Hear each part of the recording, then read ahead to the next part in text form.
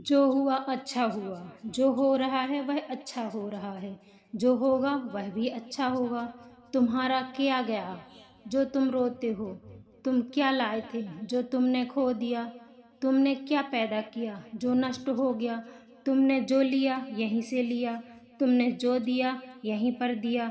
जो तुम्हारा है कल किसी और का था, कल किसी और का होगा।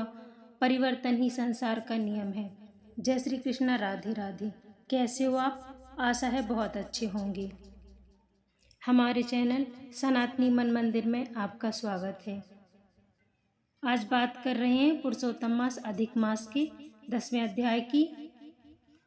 जानते हैं कनेर के फूल के बारे में। कनेर का यह सुंदर फूल भगवान शिव को बहुत प्रिय है। सावन का महीना चल रहा है, अगर हो सके तो शिव पूजन में कनेर का फूल अवश्य शामिल करें। कनेर का सफ़ेद फूल शिव जी का प्रिय है, शिव जी को बहुत प्रिय है। कनेर का पीला फूल भगवान विष्णु जी नारायण जी को बहुत प्रिय है। कनेर का फूल लगभग सभी देवताओं को अर्पित कर सकते हैं। चलते हैं कथा की ओर। ऋषियों ने विनयपूर्वक सूत जी से कहा, हे तपोनिधि, उन महाक्रोधी और परम तपस्वी मुनि दुर्वासा जी ने उस ब्राह्मण कन्या को क्या कहा, वह सब हमें सुनाइए। सूत जी ने कहा, कृपालु मेधावी ऋषि ने ब्राह्मण पुत्री के दुख निवारणार्थ जो कहा इस प्रकार है। महर्षि दुर्वासा ने कहा, हे सुंदरी, बहुत गुप्त बात कहता हूँ, ध्यान पूर्वक सुनो। हे सुभागे, अब आने वाली तीसरा महीना पुरुषोत्तम मास का है। उसमें तीर्थ में जाकर स्नान करने से मनुष्य बाल हत्या तक के दोष से मुक्त हो जाता है। हे सुंदरी, इससे अधिक कार्तिक आदि महीने भी हैं। सब महीने पक्ष और पर्व आदि पुरुषोत्तम मास की 16वीं कला के समान सभी नहीं है। वेद शास्त्र के समस्त साधन इस मास की 16वीं कला से भी समानता नहीं कर सकते। हे सुंदरी, गंगा के 12,000 वर्ष तक गोदावरी में एक समय के स्नान तथा सिंह बृहस्पति में एक बार स्नान करने से जो फल प्राप्त होता है, वही फल किसी भी स्थान पर एक बार स्नान करने से इस मास में प्राप्त हो जाता है।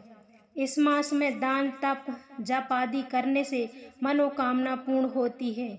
इसलिए श्री कृष्ण के प्रिय इस मास का तुम भी सेवन करके अपनी मनोकामना पूर्ण करो। हे सुभागे, मैं भी इस पुरुषोत्तम मास का सेवन करता हूँ, अतः तुम भी इसका सेवन करो। मुनि दुर्वासा इस प्रकार उस ब्राह्मण कन्या से कहकर चुप हो गए। श्री कृष्ण जी बोले, दुर्वासा के वचन सुनकर वह मूर्ख कन्या क्रोधित हो कहने लगी, हे ब्राह्मण, आपके वचन मुझे पसंद नहीं आए हैं। माघ, कार्तिक एवं बैसाख आदि मास के सेवन करने पर क्या इससे कम फल देने वाले हैं? शिव, पृथ्वी, सूर्य, अंबिका एवं गणपति की सेवा पूजन क्या उसमें कम फलीभूत है? व्यतिपात आदि योगों को छोड़कर आप इस मास की प्रशंसा क्यों करते हैं? यह मास तो सब कर्मों से निषिद्ध मलमास है। सूर्य की संक्रांति इसमें न होने पर भी इसे आप श्रेष्ठ कैसे कह सकते हैं? मैं जानती हूँ कि सब दुखहारी निसंदेह श्री हरि हैं, परंतु यह कैसे मान लूं कि यह मलमास श्री हरि का विशिष्ट प्रिय मास है? ब्राह्मण पुत्री के यह वचन सुनकर दुर्वासा ऋषि की आंखें क्रोध से लाल हो गईं, किंतु मित्र कन्या होने के कारण उसे शाप नहीं दिया, अपितु दया आ गई। उसे अपना हित अनहित जानने में योग्य नहीं समझा। पुरुषोत्तम मास की महिमा बड़े बड़े विद्वान नहीं समझ सके, तब मूर्ख बुद्धि पुरुष तथा स्त्री कहाँ जान सकते हैं? यह बाल पितृहीन कुमारी दुख के कारण तप रही है, मेरा श्राप कैसे सह सकेगी? इस प्रकार विचार करके क्रोध दूर करके मुनि दुर्वासा बोले, हे बाले, तुम मेरे मित्र की बेटी हो, इसीलिए मैं तुझ पर क्रोध नहीं कर रहा हूँ।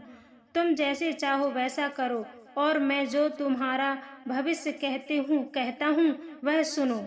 तुमने पुरुषोत्तम मास का जो निरादर किया है उसका दंड इस जन्म में के अलावा दूसरे जन्म में अवश्य प्राप्त होगा। मैं तो बद्रिका आश्रम जा रहा हूँ, तुम्हारा कल्याण हो, मेरा समय नष्ट ना हो। होनहार शुभ अशुभ को कौन मिटा सकता है।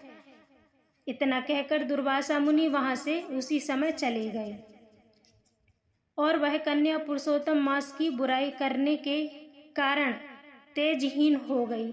तब बहुत देर तक कन्या ने सोचा विचार कर शीघ्र प्रसन्न होने वाले भगवान शिव जी को प्रसन्न करने का निश्चय किया। यह निश्चय करके मैथिली की पुत्री उग्र तपस्या करने का विचार किया। सूत जी बोले, इस तरह उसने महामुनि के वचन का निरादर किया और बहुत फल देने वाले लक्ष्मीपति एवं सावित्री ब्रह्मा आदि का पूजन त्याग केवल पार्वती पति शंकर जी की आराधना करने लगी। इसी तरह की कथा श्रवण करने के लिए चैनल को लाइक करें, चैनल को सब्सक्राइब करें, लाइक करें, शेयर करें, कमेंट में राधे राधे लिखें। राधे राधे।